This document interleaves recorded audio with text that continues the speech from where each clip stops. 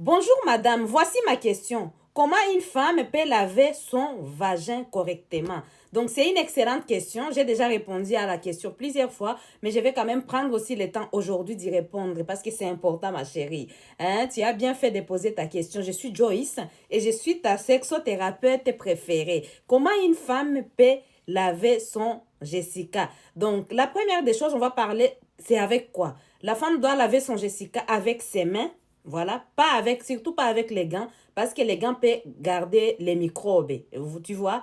Donc, avec quoi? Avec l'eau claire. Donc, l'eau claire, tu ne mets pas les savons. Et si tu décides de mettre les savons, parce que voilà, il y a parmi vous, c'est des personnes qui sont vraiment très propres. Donc, si tu décides de mettre de laver avec les savons, il faut que ce soit un savon avec un pH neutre. Un savon qui n'a pas aussi des parfums que tu peux trouver à la pharmacie. Alors, comment il faut laver maintenant Jessica? Pour laver Jessica, il faut commencer par les petites lèvres. Tu laves d'abord les petites lèvres. Ensuite, tu laves les grandes lèvres. Et par la suite, tu laves l'entrejambe.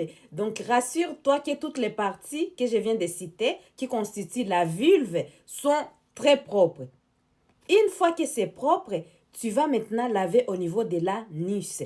L'anus, c'est en dernier. Et une fois que tu as touché vers l'anus, tu ne peux pas encore toucher avec tes mains vers la vulve. D'accord?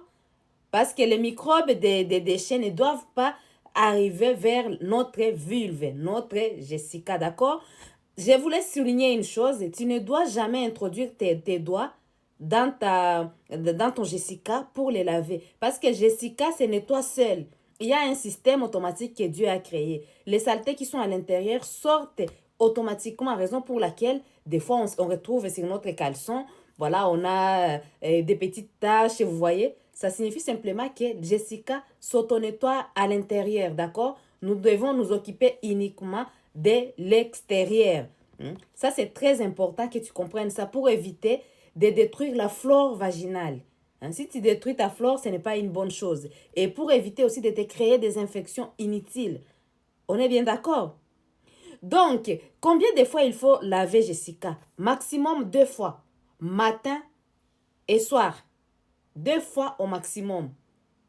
Après, si tu es pendant la période des règles, là, tu peux laver plusieurs fois, quoi.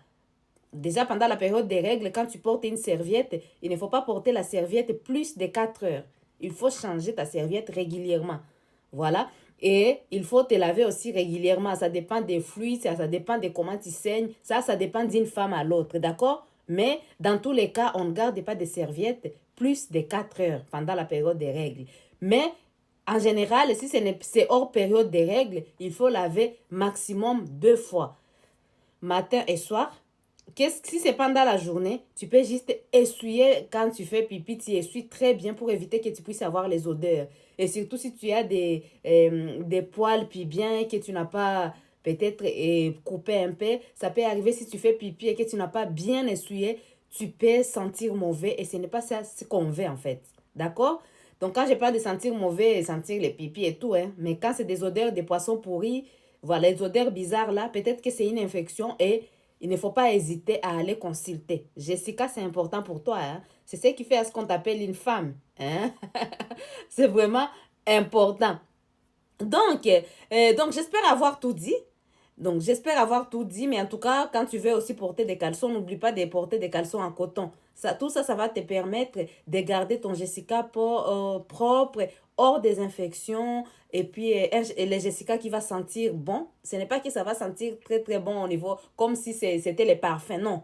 Chaque femme a l'odeur de son Jessica, mais il faut que ça ait son odeur naturelle.